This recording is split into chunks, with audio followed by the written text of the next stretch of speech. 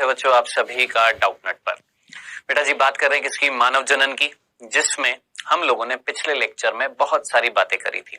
हम लोगों ने बातें करी थी क्या? निषेचन की अवस्थाओं की हमने निषेचन करा दिया था। फिर उसके बाद हमने निषेचन के बाद अवस्थाएं देखी थी और मैंने बताया था आपको एक विभाजन जिसका नाम था विदलन, एक ऐसा समसूत्री विभाजन था जिसमें कहीं ना कहीं युग्मनज में विभाजन तो हुआ लेकिन कोशिकाएं जो बनी, कोरक खंड जो बने थे उनमें वृद्धि नहीं हो रही थी। याद आ रहा है? पिछले लेक्चर में पढ़ा था।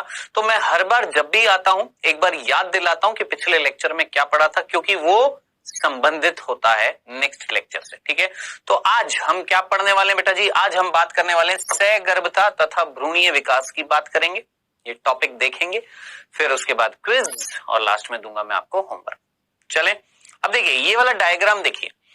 ये वाला डायग्राम बेटा जी हमारी पुस्तक में दे रखा है, हमारी बुक्स में दे रखा है ये वाला डायग्राम, जिसमें ध्यान से देखना ये है युग्मनज, ये है हमारा अंडाणु। ठीक है, अंडाणु के पास आए या द्वितीय अंडक बोल दीजिए, जिसके पास आए थे कौन? शुक्राणु, वो अंडाणु में बदल गया, फिर निषेचन हो गया। हो गया निषेचन होने के बाद विदलन हुआ जिससे दो कोशिकाओं का निर्माण हुआ। क्या नाम था? कोरक खंड। 2 से 4, 4 से 8, 8 से 16 कोशिकीय अवस्था याद आ रही है आपको? क्या बोला था हमने? तूतक, मोरूला, याद आ रहा है? फिर 16 से 32, 32 से 64 कोशिकीय अवस्था याद अगर आपको आ रही हो, जिसको हमने बोला था क्या? कोरक पुट्टी। इस कोरक पुट्टी के अंदर खाली जगह थी जिसका नाम था कोरक गुहा। याद आ रहा है? ये कोरक गुहा जो थी, ये जो कोरक पुट्टी जो थी ये जाकर चिपक गई थी, जुड़ गई थी किससे? अंतः गर्भाशय भित्ति से। और हमने बोला एक मादा ने गर्भ धारण कर लिया है, उसके अंदर सहगर्भता आ गई है। यहां तक हमने बात करी थी। अब कुछ चीजें जो हैं जिनको बताना अब जरूरी है, जो आज मैं आपको बताने आया हूं, ध्यान से देखना बेटा जी। हम बात करने वाले हैं सहगर्भता और भ्रूणीय विकास, यानी ये जो दिख रहा है इमेज, ये भी हम एक्सप्लेन करेंगे, लेकिन उससे पहले कुछ चीजें हैं वो बतानी जरूरी है, ध्यान से देखना। देखिए, एक कोशिका युग्मनज, 1 से 2 कोरक खंड, 2 से 4, 4 से 8, 8 से 16, 16 से 32। याद करिए 32 कोशी, ये 8 से 16 तो हमने तूतक बोल दिया था, मोरूला बोला था। 32 कोशी की अवस्था जो थी, क्या उसमें कोई खाली जगह थी? आप बोल रहे थे नहीं। फिर हमने जब 64 कोशी की अवस्था जब देखी, जिसको हमने क्या बोला? कोरक पुट्टी। ये जो कोरक पुट्टी जो थी बेटा, क्या इसमें खाली जगह थी? मैंने अभी अभी आपको बताया। अब देखिएगा ये जो कोरक पुट्टी है, इसको मैं वापस से एक थोड़ी सी चीज है जिसे एक्सप्लेन करना जरूरी है, ध्यान से देखना। ये जो 64 कोशी की अवस्था है वो कुछ इस तरीके से है। आकृति लगभग बराबर होगी किसके? युग्मनज के जैसी, क्योंकि अभी तक कैसा विभाजन चल रहा है? विदलन, जिसमें वृद्धि तो होती नहीं है, कोशिकाओं की आकृति छोटी होती जाती है। ठीक है, अब देखिएगा यहां पर ये जो कोरक पुट्टी है इसको मैं बना रहा हूं, और इस कोरक पुट्टी में ध्यान से देखना, जो 64 कोशिकाएं हैं ना, वो 2 भागों में बट जाती है। कैसे? देखिएगा,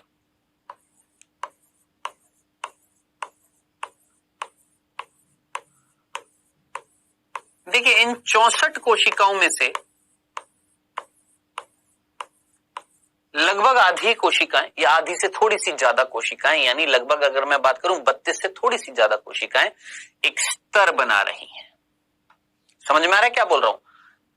हम 64 कोशिकीय अवस्था जो थी, कोरक पुट्टी जो थी, उसकी संरचना देख रहे हैं, जिसमें से आधी से ज्यादा कोशिकाएं, यानी 32 से थोड़ी सी ज्यादा, 4-5 और एक्स्ट्रा कर दें, लगभग 35 कोशिकाएं एक स्तर बना रही हैं। ठीक है, बाकी बची हुई देखिए एक जगह पर एकत्रित हो रही हैं। ठीक है, तो बेटा जी ये जो एक स्तर बना रही है, ये जो किनारे पर ये जो स्तर बनी है, इस स्तर को बोला जाता है बच्चों, याद रखना, भूल मत जाना, क्या? पोष कोरक। क्या नाम देते हैं? पोष कोरक। तो आपसे कोई पूछे पोष कोरक क्या है, तो आप बोलेंगे कोरक पुट्टी में जो 64 कोशिकाएं थी उनमें से कुछ कोशिकाएं या आधी से थोड़ी सी ज्यादा कोशिकाएं, रटना नहीं है, क्या बना रही हैं, एक स्तर बना रही हैं परिधि की तरफ, किनारे पर। उस स्तर को हमने क्या बोला है, पोषकोरक, इंग्लिश में बोलते हैं ट्रोफोब्लास्ट। याद रखना, इंग्लिश में क्या नाम देते हैं, ट्रोफोब्लास्ट, हिंदी में क्या बोलते हैं, पोषकोरक। ठीक है, और ये जो समूह जो यहां पर आपको दिख रहा है, ये बाकी बची हुई कोशिकाओं का ये जो समूह आपको यहां पर दिख रहा है बेटा जी, इस समूह को बोला जाता है, ध्यान से सुनना, जो अंदर मिल रहा है इसको हम बोलते हैं अंतर कोशिक समूह। याद रखना, क्या बोलते हैं, अंतर कोशिक समूह, या इनर, इंग्लिश में बोलते हैं इनर सेल मास। ठीक है, तो ये चीज जरूर याद रखना, इनर सेल मास, ये अंतर कोशिक समूह जो है वो क्या था, कोशिकाओं का समूह, जो कहां पर मिल रहा है, अंदर मिल रहा है। किसके अंदर, पोषकोरक की जो स्तर थी उसके अंदर मिल रहा है, एक जगह एकत्रित तो हो गई है बची हुई कोशिका। अब आप जरा सोचिए, ये जो खाली जगह है, ये खाली जगह क्या कहलाएगी, आप सीधा बोलेंगे सर क्या, कोरक गुहा, इंग्लिश में बोलते हैं ब्लास्टोसील। ठीक है, और कोरक पुट्टी को इंग्लिश में बोलते हैं ब्लास्टोसिस्ट। तो ये पूरी संरचना क्या कहला रही है, वापस से रिपीट कर रहा हूं, ये पूरी संरचना क्या कहला रही है, कोरक पुट्टी, ब्लास्टोसिस्ट, जिसमें एक खाली जगह मिल रही थी, क्या, कोरक गुहा, ब्लास्टोसील। 64 कोशिकीय अवस्था जो थी, इसमें आधी से ज्यादा कोशिकाएं जो हैं एक स्तर बना रही हैं। इस स्तर को हमने बोला है क्या, पोषकोरक, किनारे पे जो मिल रही है। जबकि अंदर जो समूह मिल रहा था, वो समूह क्या कहला रहा था आपका, इनर सेल मास या अंतर कोशिक समूह। बताएं, इतनी सी सिंपल सी चीज समझ में आ गई है, कंफ्यूजन तो नहीं था। चलें आगे। अब ये संरचना आपने याद रखनी है, भूलना नहीं है। यही वो संरचना है जो जाकर, ध्यान से सुनना, यही वो संरचना है, ये वाली दिख रहा है आपको, यही दिखा रखी है हमारे बुक में, देख लीजिए। किनारे पर एक स्तर मिल रही, क्या नाम है, पोषकोरक, अंदर समूह मिल रहा है, अंतर कोशिकीय समूह। ये है कौन, कोरक पुट्टी, और यही कोरक पुट्टी यहां पर जाकर चिपक रही है, किससे, गर्भाशय की अंदरूनी भित्ति से। सिंपल। चलें आगे, कंफ्यूजन तो नहीं था। जैसे ही चिपकती है, चिपकने की प्रक्रिया को हमने बोला था रोपण, याद आ रहा होगा, भूले तो नहीं है, क्या बोला था, अंतः रोपण या रोपण या इम्प्लांटेशन, मीनिंग यहां तक हमने पूरा देख लिया है। ये चीज बतानी जरूरी थी, संरचना किसकी, कोरक पुट्टी की। चलें आगे। अब हम आगे क्या पढ़ने वाले हैं, ध्यान से देखना। अब हम बात करने वाले हैं सगर्भता की। हमने बोला साहब, ये जो गर्भाशय था, इसकी ये जो अंदरूनी भित्ति थी, सिर्फ इधर का दिखा रहा हूं, ऑटोमेटिक सी बात है, इधर भी होती है 3 भित्ति, इधर भी होती है। हमने बोला यहां पर आकर जुड़ गई, कौन, जरा सोचिए, कौन आकर जुड़ गई है, ये कोरक पुट्टी। मैंने आपको पिछले लेक्चर में भी बताया था कितने दिन बाद आकर जुड़ती है, निषेचन के लगभग 7 दिन के बाद आकर जुड़ जाती है, अंतरोपण हो जाता है। जरा देखिए, ये संरचना कौन है, कोरक पुट्टी है ना। अब इसके बाद क्या होगा, अब हमने बोला कि जैसे ये जुड़ जाती है, अंतरोपण हो जाता है, एक माता ने, एक स्त्री ने, एक फीमेल ने गर्भ धारण कर लिया है, उसके अंदर आ जाती है सगर्भता, प्रेगनेंसी। ठीक है, तो आपसे कोई पूछे प्रेगनेंसी कब आती है, आप सीधा बोलेंगे जब कोरक पुट्टी गर्भाशय की अंदरूनी भित्ति से जुड़ जाती है, उस अवस्था को हम बोलते हैं सगर्भता। जब रोपण हो जाता है, उस अवस्था के बाद जो प्रक्रिया चलती रहेगी उसे हम क्या बोलेंगे, एक माता ने गर्भ धारण कर लिया, एक माता के अंदर सगर्भता आ गई है। ठीक है, अब सगर्भता में क्या होने वाला, ध्यान से सुनना। जैसे ये चिपकेगी तो क्या होगा, देखिएगा, ध्यान से सुनना। जैसे ये चिपकती है, अब मैं आपको ना इतने से भाग को इधर दिखा रहा हूं, ध्यान से देखना। मान लो ये हमारी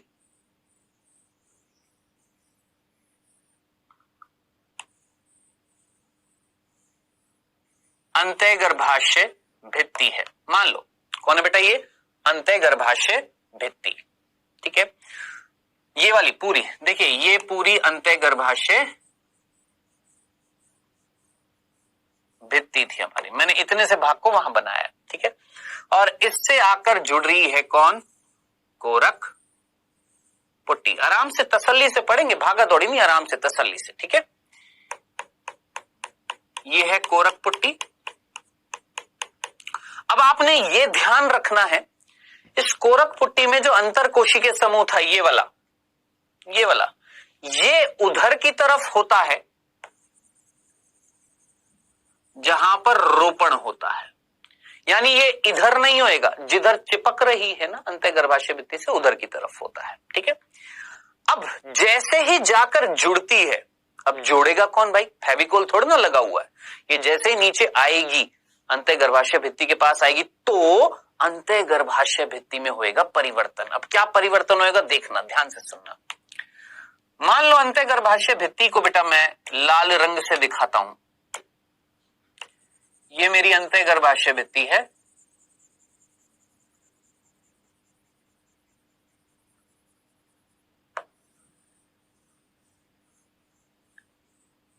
ठीक है,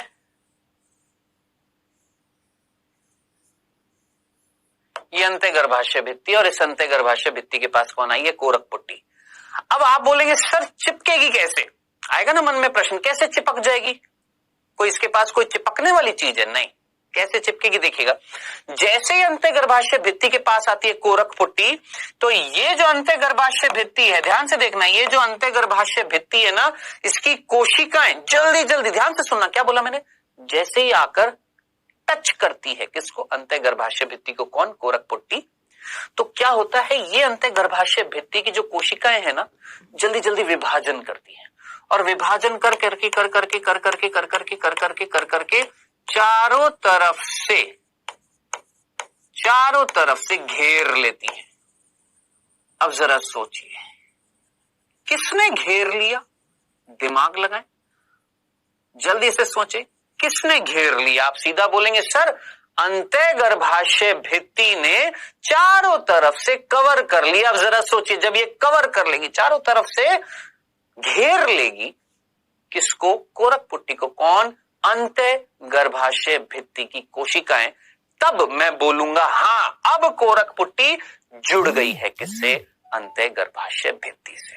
ठीक है, अब सुनिए, ये हमारी बुक्स में नहीं दे रखा, लेकिन बताना जरूरी है। क्या हमारी है ना बुक्स में सिर्फ इतना सा दे रखा है कि जब कोरक पुट्टी आती है तो अंतःगर्भाशय भित्ति की कोशिकाएं जो हैं विभाजन करके उसको घेर लेती हैं, ये लिखा हुआ है जो मैंने आपको बता दिया।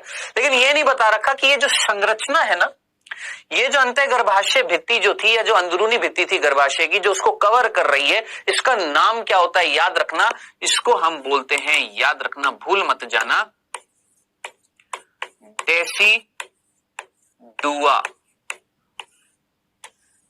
भूल मत जाना, अगर याद रख सकते हो तो याद रख लेना, अगर भूल भी जाते हो तो कोई दिक्कत नहीं है, याद रख सकते हो तो अच्छी बात है। कौन? डेसिडुआ। कौन थी? वो आवरण जो किसका था? अंतःगर्भाशय भित्ति का, जो किसको घेर रहा है? कोरक पुट्टी को। जब कोरक पुट्टी आती है, जैसे टच करती है अंतःगर्भाशय भित्ति को, तो अंतःगर्भाशय भित्ति उसको चारों तरफ से घेर लेती है। खत्म, उस संरचना को हमने बोला डेसिडुआ। अब हुआ है क्या? जुड़ गई है, अब इसके संपर्क में आ गई है, किसके? अंतःगर्भाशय भित्ति से चिपक गई है। ठीक है, चिपक गई है ना। अब क्या होगा? अब आगे बढ़ने से पहले एक चीज और, हमारी एक छोटी सी चीज छूट गई है, उसको और मैं बताता हूं। यहां तक चीज क्लियर है ना? अब इधर देखिएगा बेटा, आपको देखकर मुझे बताना, क्या आपको पोष कोरक की वो कोशिकाएं दिख रही हैं जो अंतरकोशिकीय समूह के संपर्क में है? आप बोलेंगे क्या? वापस से सुनना, फिर से सुनना, देखिएगा, ध्यान से सुनना। क्या आपको पोष कोरक की वो कोशिकाएं दिख रही हैं जो अंतरकोशिकीय समूह के संपर्क में हैं? देखिए, ये सोच समझ कर मुझे बताएं, क्या ये जो कोशिकाएं जो मैंने अलग से हाईलाइट की हैं, अलग से दिखाई हैं, ये किसकी कोशिकाएं? आप बोलेंगे सर पोष कोरक की। मैं बोलूंगा हाँ जी। ये किसके संपर्क में है? सर अंतरकोशिकीय समूह के संपर्क में है ना। ये थोड़ा ना इधर वाली है ना बेटा। ये जो कोशिकाएं है ना, ये कोशिकाएं किसकी? पोषकोरक की। वो कोशिकाएं जो अंतर कोशिकीय समूह के संपर्क में है उन्हें बोला जाता है रॉबर कोशिका।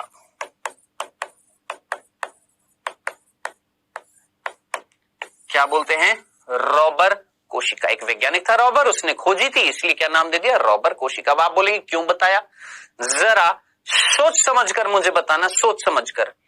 क्या रॉबर कोशिकाएं ही तो हैं यहां पर जो किसके संपर्क में है? इधर से तो अंतर कोशिकीय समूह और इधर से गर्भाशय की अंदरूनी भित्ति। सोच समझकर आंसर दीजिए। फिर से बोलूं, फिर से सुनना। मैंने बोला ये वो कोशिका पोषकोरक की जो अंतर कोशिकीय समूह के संपर्क में है। जब ये संरचना जाकर जुड़ेगी अंतः गर्भाशय भित्ति से, तो अब आप मुझे बताएं अंतः गर्भाशय भित्ति से कौन सी कोशिकाएं संपर्क में होंगी कोरक पुट्टी की? सोचिए, यही तो होंगी ना, ये वाली। जो कौन है बेटा? जरा दिमाग लगाएं, फटाफट जल्दी से सोचे कौन सी हैं ये कोशिकाएं। आप सीधा बोलेंगे सर अंतर कोशिकीय समूह के जो संपर्क में थी रॉबर कोशिका किसकी? पोषकोरक की। इधर तो किसके संपर्क में? अंतर कोशिकीय समूह। और इधर किसके संपर्क में? गर्भाशय की अंदरूनी भित्ति। क्या ये भी चीज समझ में आ गई है? चले, भारी तो नहीं पड़ रहा है ना मामला? पक्का ना? चले अब आगे देखना। अब आगे क्या होएगा? अब ये जो कोशिकाएं है ना, कौन सी? रॉबर कोशिकाएं। अब ये रॉबर कोशिकाएं क्या करने वाली हैं? ध्यान से सुनना। ये रॉबर कोशिकाएं क्या करने वाली हैं? ध्यान से देखिएगा। फिर से बना रहा हूं। क्या है बेटा? ये हमारा ये क्या है हमारी बेटा जी? अंदरूनी भित्ति है किसकी? अंतः गर्भाशय भित्ति। लिख देता हूं, अंतः गर्भाशय भित्ति। ठीक है। अब देखना मैं यहां पर क्या दिखाने की कोशिश कर रहा हूं।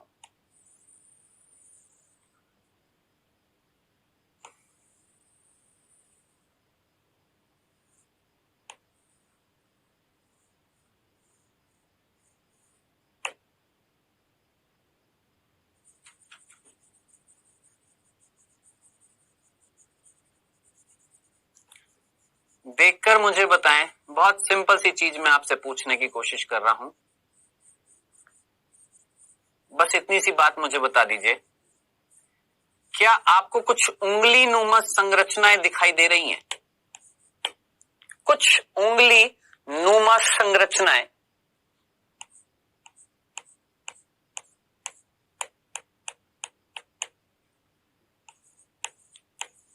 कुछ उंगली नुमा संरचनाएं दिखाई दे रही होंगी आपको, जो किससे निर्मित हुई हैं? ध्यान से देखना। रॉबर कोशिकाएं जो थी, रॉबर कोशिकाएं दिख रही हैं ये रॉबर कोशिकाओं ने क्या किया? फिर से विभाजन। किसने किया? रॉबर कोशिका। अब आप जरा सोचिए, ये रॉबर कोशिकाएं किसकी थी? पोषकोरक की थी। अब कई बुक में ये लिखा होता है क्या? रॉबर कोशिका की जगह ये लिखा होता है पोषकोरक की कोशिकाएं। अब उनको नाम नहीं दे रखा होता, मैंने आपको नाम बता दिया है। क्या? पोषकोरक की कोशिका। कौन सी कोशिका? रॉबर कोशिका। क्या करती है? विभाजन करती है। अब जरा सोचिए, विभाजन करेंगी तो कोशिकाओं की संख्या बढ़ेगी और वो कोशिकाएं अंदर की तरफ जा रही हैं। अंदर की तरफ गई, अंदर की तरफ, अंदर की तरफ। किसके अंदर घुस गई हैं वो कोशिकाएं? यानी विभाजन से जो कोशिकाएं बनेंगी, क्या बोला? रॉबर कोशिका के विभाजन से जो बहुत सारी कोशिकाएं बनेंगी, वो कोशिकाएं अंदर घुस गई हैं। किस में? अंतः गर्भाशय भित्ति में। और ये कोशिकाएं जो अंतः गर्भाशय भित्ति में घुस जाती हैं, अंतः गर्भाशय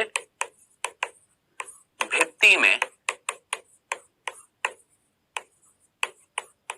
घुस जाती हैं या धस जाती हैं,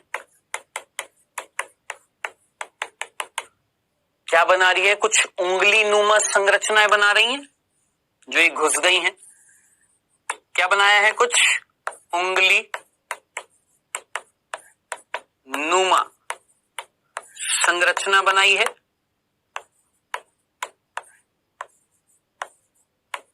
क्या बनाई है बेटा जी? उंगली नुमा संरचना बनाई है। ये जो उंगली नुमा संरचना जो पोष कोरक की, बहुत सिंपल तरीके से बताता हूं, जल्दी से सुनिएगा कहीं कंफ्यूज ना हो जाए। देखो वापस से सुनना, ध्यान से सुनना, ध्यान से सुनना। देखिए ये कोरक पुट्टी, फिर से रिपीट कर रहा हूं ताकि कंफ्यूजन ना हो। ये कोरक पुट्टी, ये कोरक पुट्टी में बाहर एक स्तर है, क्या नाम है? पोष कोरक। अंदर क्या है? कोशिकाओं का समूह है, अंतर कोशिकीय समूह। पोष कोरक की वो कोशिका जो अंतर कोशिकीय समूह के संपर्क में थी, क्या कहला रही थी? रॉबर कोशिका। ठीक है, हमने कहा ये साहब जाकर चिपकी है। किससे जाकर चिपकी है? अंतःगर्भाशय भित्ति से। जैसे जाकर चिपकेगी तो अंतःगर्भाशय भित्ति जो है इसको चारों तरफ से कवर कर लेगी। तो वो संरचना, वो अंतःगर्भाशय भित्ति की कोशिकाएं जो फटाफट विभाजन करके इसको घेर लिया था, क्या कहला रही थी? डेसिडुआ। ठीक है, फिर हमने बात करी है जो कोरक पुट्टी की, ये जो पोष कोरक की कोशिकाएं, कौन सी? रॉबर कोशिकाएं क्या करती हैं? ये विभाजन करती हैं और विभाजन करके बहुत सारी कोशिकाएं बनाएंगी और ये कोशिकाएं अंदर की तरफ घुस जाएंगी और क्या बनाएंगी? कुछ उंगली नुमा संरचना बना रही हैं। ये संरचना जो उंगली नुमा संरचना जो अंतःगर्भाशय भित्ति में मिल रही है, आप मुझे बस इतनी सी बात बता दीजिए, ये जो उंगली नुमा संरचनाएं अंदर आई हैं, क्या ये पोष कोरक से बनाई गई हैं कि अंतर कोशिकीय समूह से बनाई गई हैं? बस किससे बनाई गई हैं? पोष कोरक से। क्योंकि ये जो उंगली नुमा संरचनाएं हैं, ये जो अंतःगर्भाशय भित्ति में घुसी हैं, ये वो कोशिकाएं हैं जो किससे बनाई गई हैं? रॉबर कोशिकाओं के विभाजन से। और रॉबर कोशिकाएं किसकी कोशिकाएं थी? पोष कोरक की। तो क्या मैं ये नहीं बोल सकता पोष कोरक की कोशिकाएं विभाजन करके उंगली नुमा संरचनाएं बना रही हैं जो घुस गई हैं किसमें? अंतःगर्भाशय भित्ति में। ठीक है, ये उंगली नुमा संरचनाओं को हम बोलते हैं जरायु अंकुरक। याद रखना, क्या नाम देते हैं बेटा? जरायु अंकुरक। इन्हें हम बोलते हैं जरायु अंकुरक। ठीक है, अब इंग्लिश में क्या बोलते थे हैं? मैं यहां पर लिख देता हूं, कोरियोनिक विलाई। ये भी याद रख लेना। इंग्लिश में क्या बोलते हैं? याद रखना, कोरियोनिक विलाई।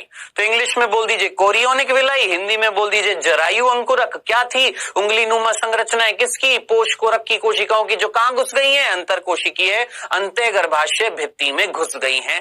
डंडना डंडन क्लियर है यहां तक? चलें, अब क्या होएगा साहब? अब क्या होएगा? आगे चलते हैं। आप मुझे बताएं, आपने आर्तव चक्र पढ़ा था?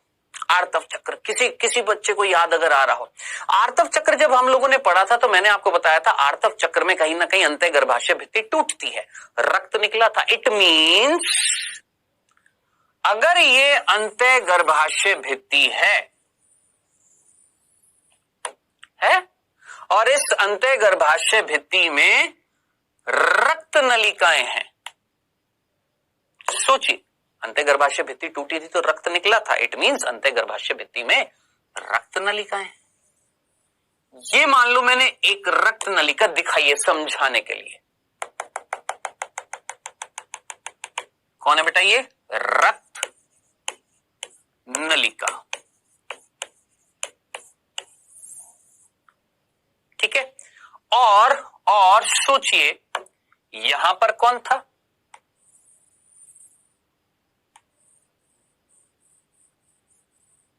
यही था ना?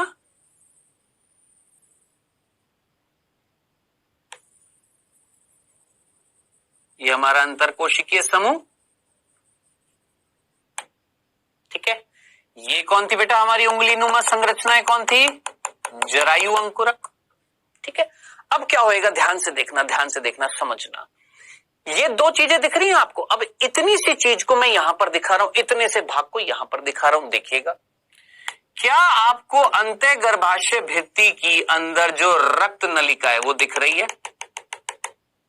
ये कौन है? रक्त नलिका दिख रही है। यहां पर दिखाई, सिर्फ रक्त नलिका दिखाई। और ये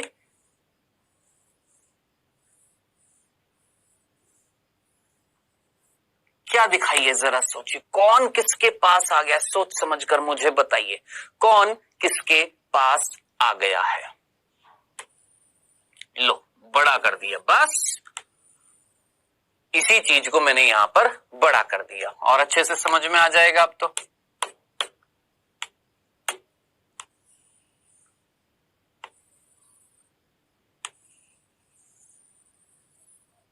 अब ठीक है भैया, इस चीज को मैंने और बड़ा कर दिखा दिया। जरा सोच समझकर मुझे आंसर दीजिए, बस इतना सा।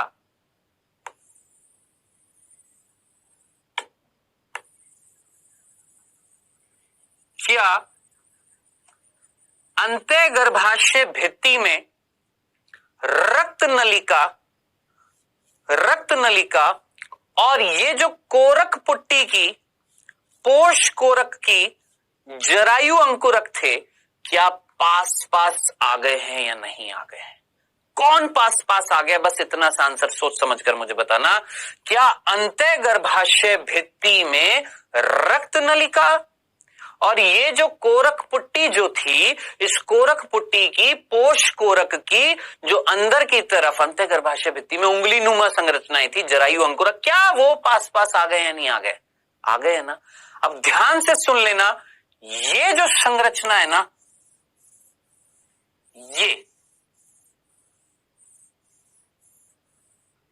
ये संरचना कहलाती है अपरा,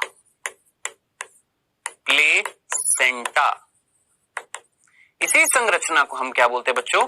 प्लेसेंटा यानी अपरा।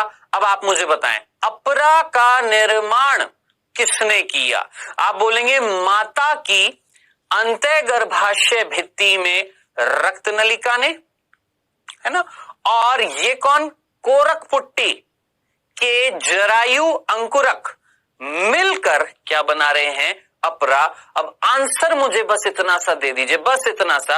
आपसे कोई पूछे क्या जरायु अंकुरक रक्त नलिका के अंदर घुस गए हैं क्या? देखकर मुझे बताएं, क्या रक्त नलिका के अंदर घुस गए हैं कि सिर्फ संपर्क में है? सोच समझकर आंसर देना, क्योंकि ये क्वेश्चन जो है नीट में भी पूछा जाता है, भूल मत जाना, और हमारी बुक्स में भी लिखा हुआ है। याद रखना, अंदर नहीं घुसे हैं, रक्त नलिका के इस तरीके से अंदर नहीं घुस गए हैं, उसके संपर्क में आए हैं।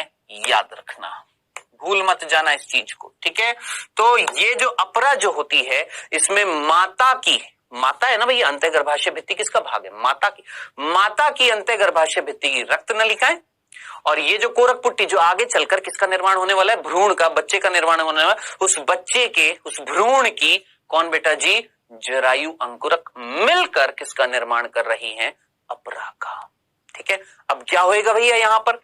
इस जगह पर क्या होने वाला है? तो ध्यान से सुनना, इतना तो मेरे को आइडिया है, इतना तो आपको पता होगा कि रक्त नलिका में क्या आ रहा है। सोचो, 11th क्लास में पढ़ा है, परिसंचरण तंत्र चैप्टर पढ़ा होगा।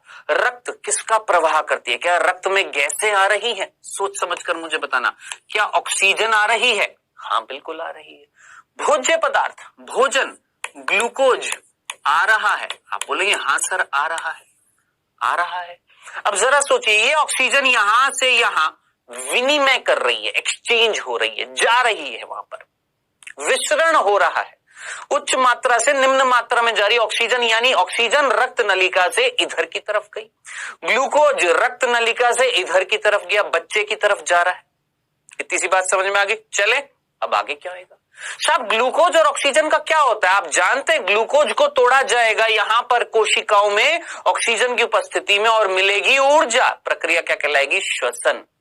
जानते हैं ना, रेस्पिरेशन। श्वसन क्या होता है? ग्लूकोज को ऑक्सीजन की उपस्थिति में तोड़ना ताकि ऊर्जा मुक्त हो सके। मैं कई बार आपसे कह चुका हूं कि अगर मैं चल रहा हूं, मैं बोल रहा हूं, मैं लिख रहा हूं, मैं उठ रहा हूं, खा रहा हूं, पी रहा हूं, सो रहा हूं, जो भी कुछ कर रहा हूं, क्या खर्च हो रही है? ऊर्जा। कहां बनती है भैया ऊर्जा? कोशिकाओं में बनती है। कौन सी विधि से? श्वसन से। जहां किसको तोड़ा जाता है? ग्लूकोज को। किसकी उपस्थिति में? ऑक्सीजन। क्या बनती है? ऊर्जा। प्रक्रिया क्या कहलाती है? श्वसन। और साथ में क्या बनते हैं? अपशिष्ट पदार्थ और कार्बन डाइऑक्साइड। क्या बनेगी? कार्बन डाइऑक्साइड और हानिकारक पदार्थ, अपशिष्ट पदार्थ। ठीक है। अब जरा सोचिए, यहां पर ऑक्सीजन दे दी, ये जो कोरक पुट्टी की कोशिका, इनको ऑक्सीजन दे दी, इनको ग्लूकोज दे दिया, इनकी कोशिकाओं में श्वसन हो जाएगा तो क्या बनेगा? कार्बन डाइऑक्साइड और अपशिष्ट पदार्थ। वो अपशिष्ट पदार्थ और कार्बन डाइऑक्साइड वापस रक्त नलिका में डाल दिए। तो अब आप मुझे बताएं, ये जो अपरा है, इस अपरा का कार्य क्या है? सोच समझकर मुझे बताएं, इस अपरा का कार्य क्या है? पहला, क्या ये अपरा वो जगह है, क्या ये अपरा प्लेसेंटा वो क्षेत्र है जहां पर गैसों का आदान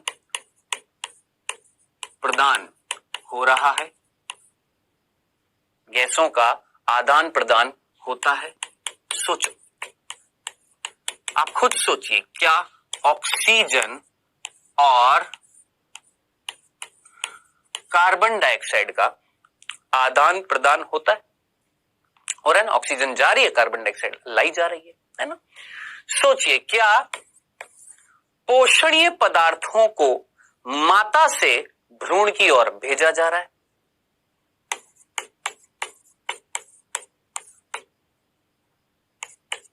पोषणीय पदार्थ जो है उसका स्थानांतरण होता है?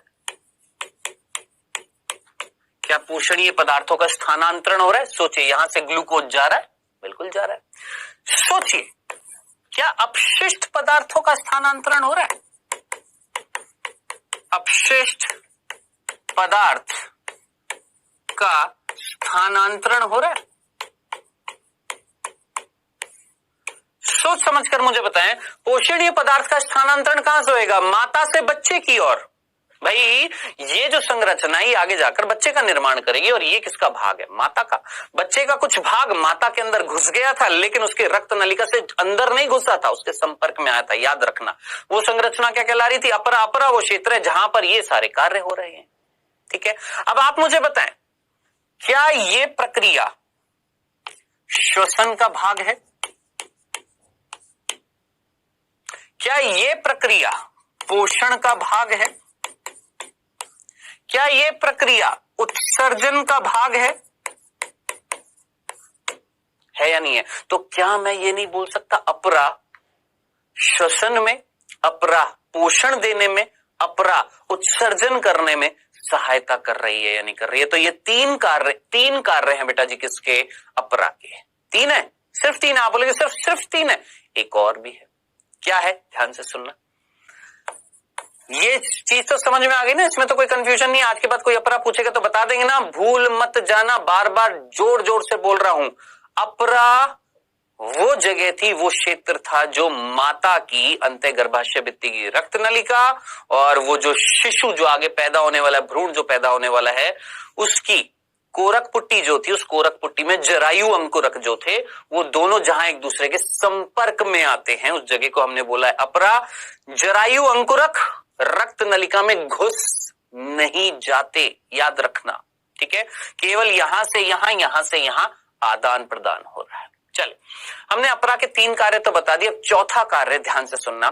हमारी 11th क्लास में आखिरी चैप्टर था जिसमें कई सारी ग्रंथियां आपने पढ़ी थी, याद आ रहा है? पीयूष ग्रंथि, पिनियल ग्रंथि, थाइमस ग्रंथि, एड्रीनल ग्रंथि। ये क्या थी बेटा जी? अंतः स्त्रावी ग्रंथि थी ना। अंतःस्त्रावी ग्रंथि का मतलब वे ग्रंथियां जो हार्मोन स्त्रावित करती हैं। याद रखना, वे ग्रंथियां जो हार्मोन स्त्रावित करती हैं उन्हें हम क्या बोलते हैं? अंतःस्त्रावी ग्रंथि। तो आप बोलेंगे सर क्या अपरा अंतःस्त्रावी ग्रंथि? मैं बोलूंगा हां बालक, अपरा जो है वो अंतःस्त्रावी ग्रंथि है। इट मीन्स अपरा वो क्षेत्र है जहां से निकलेंगे हार्मोन, और वो हार्मोन कौन से होंगे जो अपरा से निकलेंगे? आइएगा ध्यान से सुनना।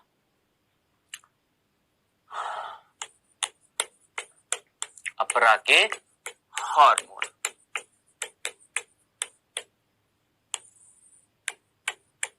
ध्यान ध्यान से सुनना, टोटल 5 हार्मोन आपने याद रखने। सबसे पहला HCG, सबसे पहला हार्मोन आपने याद रखना बच्चों HCG। दूसरा HPL, तीसरा एस्ट्रोजन और चौथा है प्रोजेस्टोजन या प्रोजेस्टेरॉन भी बोल सकते हैं, ठीक है। और पांचवा है रिलैक्सिन। कई बच्चे कंफ्यूज हो जाते हैं, सर आपने प्रोजेस्टोजन लिख दिया, प्रोजेस्टेरॉन अलग था। सेम ही है, थोड़ा बहुत रसायनों का थोड़ा सा फर्क होएगा, बस मामूली सा है, वही प्रोजेस्टेरॉन जैसा ही है, ठीक है। तो भैया यहां पर ये जो 5 हैं, ये 5 प्रकार के हार्मोन कहां से निकलते हैं? अपरा से। अब इनका कार्य क्या होता है ध्यान से देखिएगा। एस्ट्रोजन का आपको पता है, कई बार हम देख चुके हैं। प्रोजेस्टोजन का भी या प्रोजेस्टेरॉन का कार्य भी आपको पता है, अंतःगर्भाशय भित्ति को मेंटेन करेगा, बनाए रखेगा और ये बनाने का कार्य करता है, ठीक है। रिलैक्सिन का कार्य हम बाद में देखेंगे, अभी नहीं देखेंगे, लास्ट में देखेंगे इस चैप्टर में, क्योंकि वहां पर बताना पड़ेगा, ठीक है। तो बचा कौन? ये दो। इसका कार्य हम बाद में देखेंगे, अभी जरूरी नहीं है, क्योंकि अभी बताना जरूरी नहीं, क्योंकि वो लास्ट में टॉपिक में आएगा, तब मैं आपको बताऊंगा जब प्रसव होएगा। हिंट दे देता हूं इतना सा, जब प्रसव होएगा, बच्चा बाहर आएगा माता के गर्भ से, तब ये काम करेगा रिलैक्सिन, ठीक है। बात है ये दोनों क्या कार्य कर रहे हैं, पहले हम इसका कार्य पढ़ लेते हैं बेटा। फुल फॉर्म है HPL की, पहले इंग्लिश में बता देता हूं फिर हिंदी में बोलता हूं। ह्यूमन प्लेसेंटल लैक्टोजन, इंग्लिश में क्या बोलते हैं? ह्यूमन प्लेसेंटल लैक्टोजन, हिंदी में बोलते हैं मानव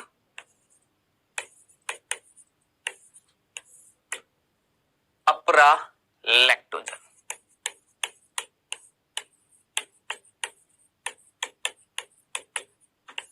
ठीक है, इसका कार्य देख लेते हैं एक बार, किसका? HPL का। HPL क्या करता है, ध्यान से सुना बेटा। ये हार्मोन जो है, ये हार्मोन जो अपरा से निकला है, ये हार्मोन माता में वसा को तोड़ता है।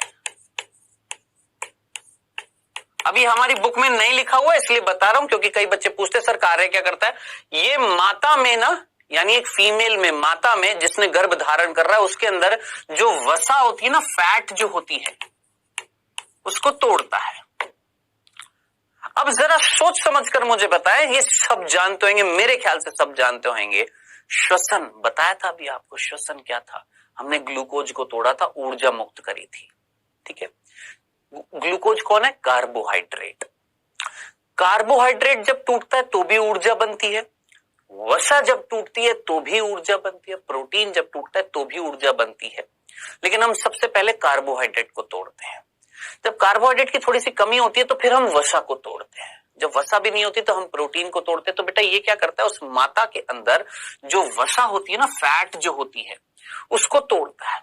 अब ये वसा को तोड़ेगा तो तोड़ने से क्या मिलेगी? ऊर्जा। और उस ऊर्जा का उपयोग उस माता का शरीर करेगा। और शरीर अगर उस ऊर्जा का उपयोग करेगा तो ज्यादा से ज्यादा पोषण भी पहुंचाया जाएगा, ज्यादा से ज्यादा ऑक्सीजन भी पहुंचाई जाएगी अपने बच्चे को। तो मेरे ख्याल से आप सभी ने 11th क्लास में एक शब्द सुना था, उपापचय, मेटाबॉलिज्म। क्या होता है? हमारे शरीर की प्रत्येक कोशिका में या हमारे शरीर में जो अभिक्रियाएं होती हैं, जो रिएक्शंस होती हैं, उनको हम बोलते हैं उपापचय अभिक्रियाएं, ठीक है। तो जरा सोचिए, उपापचय अभिक्रिया का मतलब कोई अभिक्रिया हो रही है मेरे अंदर। बेटा किसी भी अभिक्रिया को कराने के लिए, चाहे किसी चीज को तोड़ना है, चाहे किसी चीज को बनाना है, सारी चीजें क्या कहलाती हैं? उपापचय अभिक्रिया है। सोचिए किसी रिएक्शन को कराने के लिए, किसी अभिक्रिया को कराने के लिए क्या चाहिए? ऊर्जा। तो जरा सोच समझकर मुझे बताएं, क्या वसा को तोड़ने से, क्या फैट को तोड़ने से ऊर्जा मिल रही है? हाँ मिल रही है। और अगर ऊर्जा मिल रही है तो कहीं ना कहीं उपापचय बढ़ेगा या कम हो जाएगा। सोच समझकर मुझे बताएं, क्या अभिक्रियाएं तेज हो जाएंगी या नहीं हो जाएगी? और अभिक्रियाएं तेज हो जाएंगी तो बच्चा वृद्धि करेगा या नहीं करेगा? करेगा ना। इतनी सी बात समझ में आई। तो ये था HPL का कार्य, ठीक है। अब बात आ रही है HCG। HCG की फुल फॉर्म सुनिएगा, ह्यूमन कोरियोनिक गोनेडोट्रोपिन।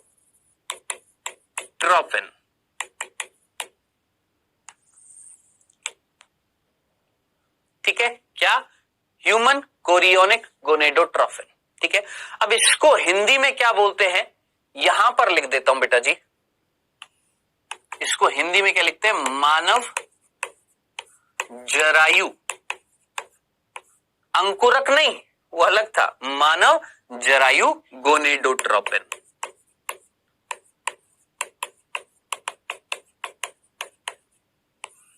ठीक है, तो मानव जरायु गोनेडोट्रोपिन बेटा जी ये बहुत इंपॉर्टेंट हार्मोन है। कौन सा? ह्यूमन कोरियोनिक गोनेडोट्रोपिन, जो मैं आपको अभी नहीं बताऊंगा, नेक्स्ट लेक्चर में बताऊंगा अच्छे से, क्योंकि ये थोड़ा सा बड़ा है, इसको बताने में थोड़ा सा समय लगेगा, क्योंकि कई सारी चीजें बतानी पड़ेंगी। यहां पर क्या क्या बतानी पड़ेंगी, जैसे मैं एक हल्का सा हिंट दे देता हूं, ध्यान से सुनना। आप मुझे बताएं, एक लड़की या एक स्त्री प्रेग्नेंट होती है तो उसको कैसे पता लगता है? सोचो, आज की डेट में अगर हम बात करें, पहले की बात नहीं, पहले एक अलग तरीका था। क्या? एक स्त्री जब प्रेग्नेंट होती है, एक स्त्री में जब गर्भ धारण हो जाता है, एक स्त्री में जब सहगर्भता आती है, तो क्या होना चाहिए आपके हिसाब से? क्या उसके अंदर आर्तव चक्र चालू रहेंगे कि बंद रहेंगे? सोचो, सोचिए। आर्तव चक्र में अंतःगर्भाशय भित्ति टूटती है। आप मुझे बताएं कि स्त्री ने गर्भ धारण कर लिया है तो क्या उसकी इस अंतःगर्भाशय भित्ति को टूटना चाहिए? सोचिए, बच्चा आकर चिपक रहा है, या मैं बोलूंगा भ्रूण आकर चिपक रहा है, क्या अंतःगर्भाशय भित्ति को तोड़ेंगे? नहीं। तो याद रखना, एक लड़की या एक स्त्री जब गर्भ धारण कर लेती है तो उसके आर्तव चक्र रुक जाते हैं। ये तो निशानी पहले हुआ करती थी। पहले महिलाएं जो हैं कैसे पता लगाती थी कि भाई उन्होंने गर्भ धारण कर लिया है, क्या वो प्रेग्नेंट हो गई हैं? कैसे पता लगता था? कि आर्तव चक्र जो होते हैं उसकी एक डेट होती है, आर्तव चक्र के आने की, ब्लीडिंग होने की, रक्तस्राव होने की एक डेट होती थी ना, वो नहीं आती थी। इट मींस गर्भ धारण कर लिया है। लेकिन आज की डेट में ना कुछ किट आती है, अगर आप जानते हो क्या आती है, कुछ किट आती है, ठीक है। उस किट का उपयोग किया जाता है पता लगाने के लिए कि एक फीमेल प्रेग्नेंट है या नहीं है। अब वो जो किट जो होती है ना, किट इतनी सी होती है, ठीक है। उस किट से पता लगाया जाता है कि एक मादा प्रेग्नेंट है या नहीं है।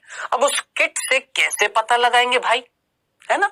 तो वो सारी चीजें जो है मैं आपको बताऊंगा नेक्स्ट लेक्चर में, जहां पर हम एक टेस्ट देखेंगे, ग्रेविडेक्स टेस्ट।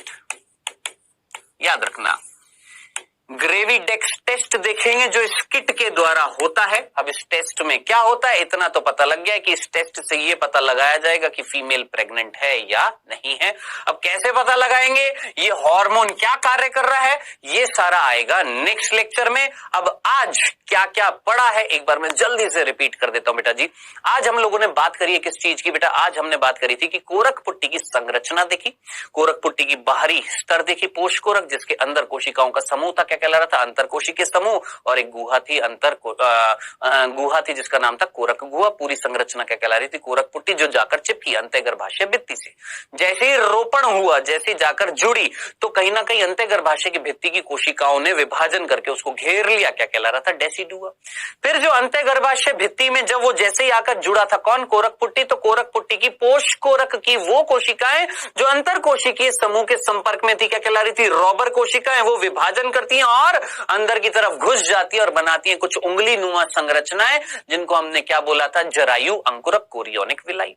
अब ये जरायु अंकुरक अंतःगर्भाशय भित्ति में जो रक्त नलिकाएं उनके संपर्क में आती है, उनके अंदर घुस नहीं जाती है, ये संरचना क्या कहलाती है? अपरा। और इस अपरा में आदान प्रदान होता है गैसों का, पोषणीय पदार्थों का, अपशिष्ट पदार्थों का। तो अपरा के कार्य बता दिए। और एक आखिरी कार्य बताया अपरा का, क्या? कि एक अंतःस्रावी ग्रंथि की तरह कार्य कर रही है। मतलब कि अपरा से हार्मोन निकल रहे हैं। कौन से? 5 hormone. HCG human chorionic gonadotropin यानी मानव जरायु गोनेडोट्रोपिन, दूसरा HPL ह्यूमन प्लेसेंटल लैक्टोजन मानव अपरा लैक्टोजन HPL का कार्य बता दिया, वसा को तोड़ता है जिससे ऊर्जा उत्पन्न होती है, जिससे उपापचय दर बढ़ जाती है, एक स्त्री के अंदर ऊर्जा की मात्रा बढ़ जाती है। ठीक है।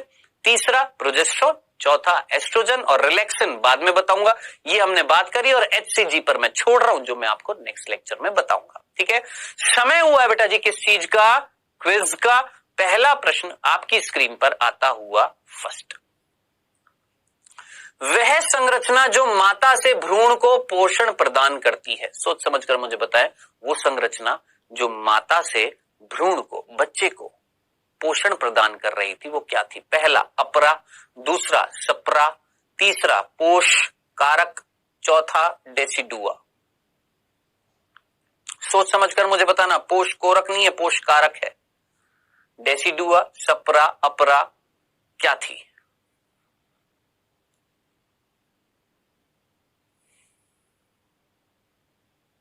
चलिए दूसरा प्रश्न बेटा, उपरोक्त में से कौन सा हार्मोन अपरा द्वारा स्त्रावित होता है? इनमें से कौन सा हार्मोन है जो अपरा द्वारा स्त्रावित होता है? पहला मानव जरायु गोनेडोट्रोपिन, दूसरा मानव अपरा लैक्टोजन, तीसरा एस्ट्रोजन, चौथा उपरोक्त सभी। सोचिए, आंसर लगाइए। लेक्चर अगर सीरियसली सुना है तो आराम से आंसर्स लगा देंगे। चलिए आइए देखते हैं बेटा जी, यहां पर समय हुआ समाप्त। पहला जो प्रश्न था कि वो संरचना जो माता से भ्रूण को पोषण प्रदान करती है, आप बोलेंगे सर अपरा, मैं बोलूंगा बिल्कुल सही है आंसर। भैया अपरा ही तो थी, प्लेसेंटा ही जो थी जो माता से बच्चे को पोषण प्रदान कर रही थी। अब बाकी क्या है? सप्रा, ये तो कुछ है ही नहीं। पोष कारक नहीं था, पोष कोरक था। और फिर भी पोष कोरक थोड़ा ना दे रहा था, रक्त भी तो सम्मिलित था ना किसमें? अपरा में। ठीक है, तो ये भी नहीं होएगा, डेसिडुआ भी नहीं होगी। सीधा आंसर क्या है? अपरा प्लेसेंटा, भूल मत जाना।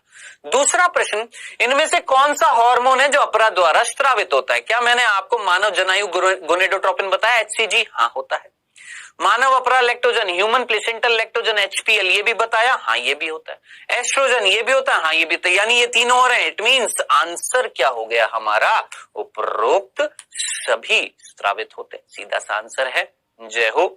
ये हमारा क्या हुआ है बेटा जी? क्विज। आई होप सभी बच्चों ने सही आंसर किए होंगे। समय होता है बेटा जी होमवर्क का। सिंपल से 4 प्रश्न हैं, जरूर करने हैं, किसी भी हालत में करिएगा, मेहनत करते रहिए, इसी तरीके से आगे बढ़ेंगे। अब नेक्स्ट लेक्चर में हम क्या पढ़ेंगे? अभी जरा सोचिए, अभी हमारा यही चल रहा है क्या? सहगर्भता और भ्रूणीय विकास, ये तो चल ही रहा है।